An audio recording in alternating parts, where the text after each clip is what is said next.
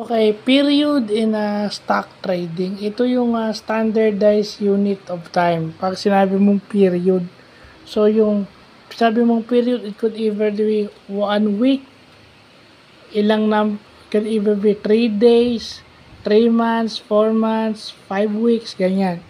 So, yun. A period could refer to all of those things. Pero, yun na nga, so sa check-in money flow, kailangan yung total mo over 21 period. So, ibig sabihin ng period, it could be weeks, it could be months, it could be days. So, except for a year, di ba? Kasi wala namang tumatagal na 1 year yung stock, di ba? Hanggang buwan lang.